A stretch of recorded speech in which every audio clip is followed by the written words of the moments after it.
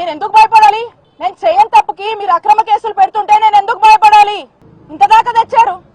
ఈ 2 ఏళ్లుగా విసిగిస్తూనే ఉన్నారు, ఇబ్బందులు పెడుతూనే ఉన్నారు. ఇక్కడ ప్రతి ఒక్కరు కూడా ఏదో విధంగా ఇబ్బంది పడుతూనే ఉన్నారు.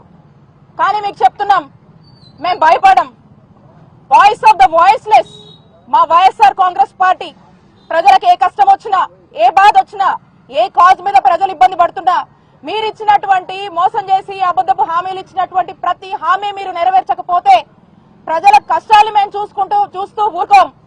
వాళ్ళ కోసం పోరాడతాం, అవసరమైతే రోడ్లు ఎక్కుతాం, ధర్నాలు చేస్తాం, దీక్షలు చేస్తాం. ప్రతి కాజ్ కోసం, పేదవాడి కోసం పని చేస్తుంది వైఎస్ఆర్ కాంగ్రెస్ పార్టీ అని హెచ్చరిస్తున్నాను. నేను ఎందుకు భయపడాలి? నేను చేయని తప్పుకి మీరు అక్రమ కేసులు పెడుతుంటే నేను ఎందుకు భయపడాలి? భయపెట్టాలనుకుంటే భయపడతామా? ఒక కేసు కట్టారు, 2 కట్టారు, 3 కట్టారు, వరుస పెట్టి కడుతూనే ఉన్నారు. ఎక్కడ ఆపారు మీరు? ఎక్కడమా అనుకుంటున్నారు? ఇదే నేను అధికారంలో ఉన్నప్పుడు తలుచుకుంటే ఒక క్షణం ఎన్నిసార్లు తిప్పుండేదాన్ని మిమ్మల్ని.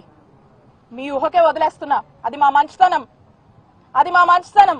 మేము ప్రజలకు న్యాయం చేయాలనుకున్నాం, ప్రజలకు మంచి చేయాలనుకున్నాం, ఏదున్నా ప్రజల్లోంచే తేల్చుకోవాలనుకున్నాము. మీలా కాదు, మేము అలా తలుచుకోలేదు, అలాంటి రాజకీయం మేము చేయలేదు. నేను ఇప్పుడు చెప్తా ఉన్నా, నా నిజాయితీయే నా బలం, నా నిజాయితీయే నా ధైర్యం. సత్యమేవ జయతే అని నేను నమ్ముతాను.